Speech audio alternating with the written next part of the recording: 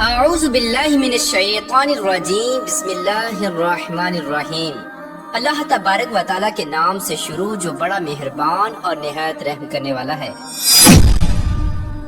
پیارے دوستو، اللہ تبارک و تعالیٰ قرآن پاک میں ارشاد فرماتا ہے، اور اس دن سے ڈرو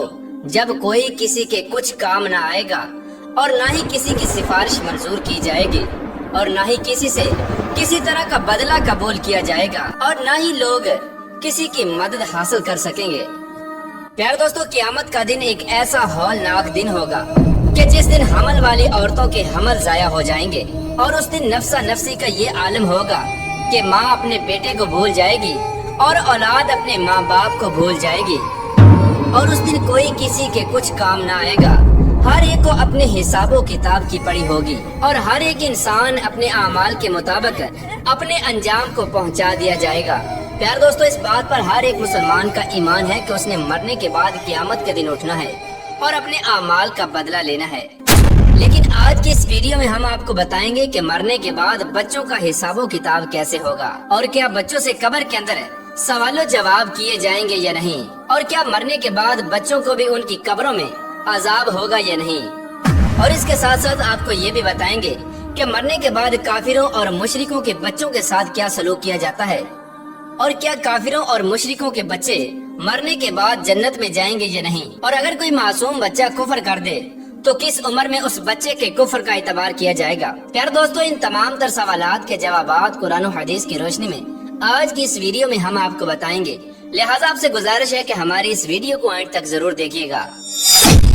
پیارے دوستو، اس دنیا کو چھوڑنے کے بعد انسان کو سب سے پہلے جس گھر میں داخل کیا جاتا ہے وہ قبر ہے۔ قبر آخرت کی منازل میں سے سب سے پہلی منزل ہے، اور قبر سے ہی ہر انسان کا حساب و کتاب شروع ہو جاتا ہے۔ جو قبر کے امتحانات کو پاس کر لیتا ہے تو اس سے آگے آنے والے امتحانات اس کے لیے آسان ہوتے ہیں، اور جو قبر کے امتحانات کو پاس کرنے میں ناکام رہتا ہے تو آگے آنے والے امتحانات اس سے کہیں زیادہ سخت اور دشوار ہوں گے۔ پیارے دوستو، جب بھی کوئی انسان مرتا ہے تو اس کو قبر کے اندر دفنا دیا جاتا ہے، پھر چاہے وہ بچہ ہو، بوڑھا ہو یا نوجوان۔ اس طرح جیسے ہی اس مرنے والے شخص کو دفنایا جاتا ہے تو دو فرشتے اس کی قبر میں داخل ہو جاتے ہیں، جن کو منکر نکیر کہا جاتا ہے۔ یہ فرشتے اس مرنے والے شخص سے سوالات کرتے ہیں، اور وہ مرنے والا شخص ان فرشتوں کے جوابات دیتا ہے۔ اگر مرنے والا شخص ان فرشتوں کے سوالوں کے جواب ٹھیک دے دیتا ہے تو اس کو جنت کی خوشخبری سنا دی جاتی ہے، اور اگر مرنے والا شخص ان فرشتوں کے سوالوں کے جواب نہیں دے پاتا تو اس کی قبر کو جہنم کا گڑھا بنا دیا جاتا ہے۔ جیسا کہ حضور پاک صلی اللہ تعالی علیہ وآلہ وسلم نے ارشاد فرمایا کہ قبر یا تو جنت کے باغوں میں سے ایک باغ ہے یا جہنم کے گڑھوں میں سے ایک گڑھا، اور قبر آخرت کی منازل میں سے سب سے پہلی منزل ہے۔ جس نے اس کو آسانی سے پار کر لیا تو آگے کا معاملہ اس سے آسان ہے، اور جو اس منزل کو پار نہ کر سکا تو آگے کا معاملہ اس سے کہیں زیادہ دشوار ہے۔ پیارے دوستو، اب بات کرتے ہیں کہ اگر کوئی نابالغ بچہ بالغ ہونے سے پہلے مر جائے تو کیا اس سے بھی قبر میں حساب و کتاب لیا جاتا ہے اور اس سے بھی سوال و جواب کیے جاتے ہیں؟ تو اس کے متعلق مختلف روایات ملتی ہیں۔ بعض روایات کے مطابق چھوٹے بچوں سے قبر کے اندر سوال و جواب کیے جائیں گے، کیونکہ اللہ تبارک و تعالیٰ قبر کے اندر ان مرنے والے بچوں کی عقلوں کو مکمل کر دے گا، اور پھر یہ مرنے والے بچے اپنی کامل عقل کے مطابق فرشتوں کے ان سوالوں کے جوابات دیں گے۔ اور دوسری روایت کے مطابق بچوں سے قبر میں کوئی حساب و کتاب نہیں لیا جائے گا، کیونکہ بچے معصوم ہوتے ہیں اور وہ غیر مکلف ہوتے ہیں، لہٰذا اسی وجہ سے بچوں سے قبر میں کوئی سوال و جواب نہیں کیا جائے گا۔ پیارے دوستو، بات کرتے ہیں ان بچوں کی جو کافروں کے گھر میں پیدا ہوئے یا مشرکوں کے گھر میں پیدا ہوئے اور بالغ ہونے سے پہلے مر گئے، تو کیا ایسے بچے مشرک اور کافر کہلائیں گے، اور قبر کے اندر ان کے ساتھ کیا سلوک کیا جائے گا؟ تو اس کے متعلق حضرت عبداللہ ابن عباس رضی اللہ تعالی عنہ سے روایت ہے کہ جب رسول اللہ صلی اللہ تعالی علیہ وآلہ وسلم سے مشرکین اور کافروں کے بچوں کے بارے میں سوال کیا گیا تو حضور پاک صلی اللہ تعالی علیہ وآلہ وسلم نے ارشاد فرمایا کہ اللہ تبارک و تعالی نے جب ان بچوں کو پیدا کیا تو اللہ تبارک و تعالی خوب جانتا تھا کہ ان بچوں نے بڑے ہو کر کیا کرنا ہے۔ اسی طرح ایک حدیث میں آتا ہے کہ آپ صلی اللہ تعالی علیہ وآلہ وسلم نے ایک خواب دیکھا کہ آپ صلی اللہ تعالی علیہ وآلہ وسلم ایک باغ میں ہیں، اور ایک لمبے قد کا آدمی اس باغ میں چل رہا ہے، اور اس کے آس پاس بہت سارے بچے کھیل رہے ہیں، اور اس آدمی کا قد اتنا لمبا ہے کہ حضور پاک صلی اللہ تعالی علیہ وآلہ وسلم اس آدمی کو دیکھنے کے لیے اپنی گردن کو اوپر بلند کرتے ہیں، گویا کہ وہ شخص آسمانوں سے باتیں کر رہا ہو۔ تو حضور پاک صلی اللہ تعالی علیہ وآلہ وسلم نے حضرت جبرائیل علیہ السلام سے اس شخص کے بارے میں پوچھا اور ان بچوں کے بارے میں دریافت فرمایا۔ تو حضرت جبرائیل علیہ السلام نے عرض کی کہ یا رسول اللہ صلی اللہ تعالی علیہ وآلہ وسلم، آپ نے جس شخص کو دیکھا ہے وہ حضرت ابراہیم علیہ السلام ہیں، اور ان کے ارد گرد جو بچے کھیل رہے تھے وہ بچے ہیں جو فطرت سلیم پر پیدا ہوئے اور بالغ ہونے سے پہلے پہلے فطرت سلیم پر ہی مر گئے، یعنی وہ بچے اسلام پر ہی پیدا ہوئے اور بالغ ہونے سے پہلے پہلے اسلام پر ہی مر گئے۔ تو ایسے بچوں کے ساتھ آخرت کے اندر وہی سلوک کیا جائے گا جو ایک مسلمان کے گھر میں پیدا ہونے والے بچے کے ساتھ کیا جاتا ہے، کیونکہ ہر پیدا ہونے والا بچہ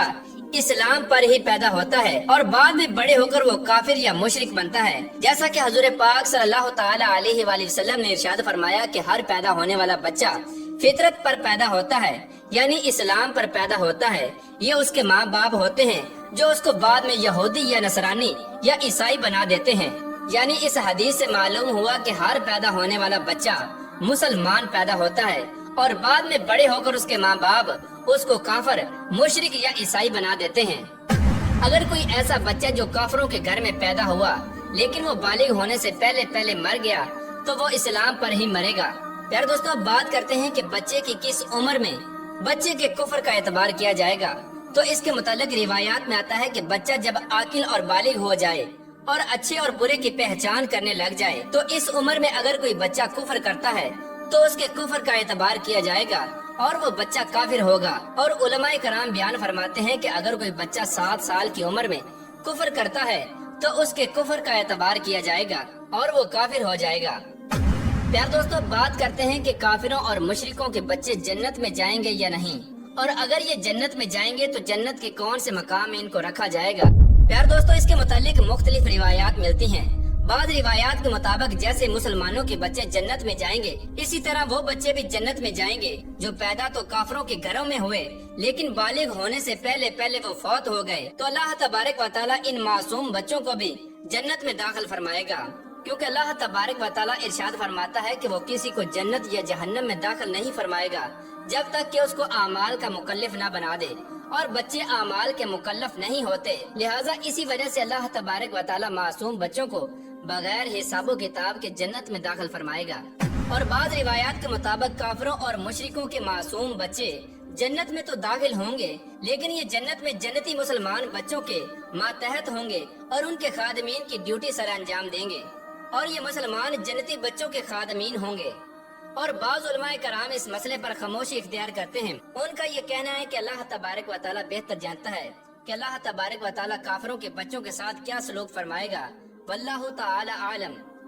پیار دوستو، ان تمام تر روایات میں سے سب سے صحیح روایت یہ ہے کہ جو بھی بچہ بالغ ہونے سے پہلے پہلے فوت ہو جاتا ہے تو اللہ تبارک و تعالیٰ ان کو بغیر حساب و کتاب کے جنت میں جگہ عطا فرماتا ہے، اور بالغ ہونے سے پہلے پہلے مرنے والے تمام بچے حضرت ابراہیم علیہ السلام کی کفالت میں ہوتے ہیں اور ان کو حضرت ابراہیم علیہ السلام کے پاس رکھا جاتا ہے، پھر چاہے وہ مسلمانوں کے بچے ہوں یا کافروں کے بچے۔ اللہ تبارک و تعالیٰ سے دعا ہے کہ اللہ تبارک و تعالیٰ ہمیں نیک اعمال کرنے کی توفیق عطا فرمائے اور ان تمام تر برائیوں سے ہمیں بچائے جن برائیوں کی وجہ سے پہلی قومیں ہلاک ہوئیں اور اللہ تبارک و تعالیٰ کے دردناک عذابات کی مستحق قرار پائیں۔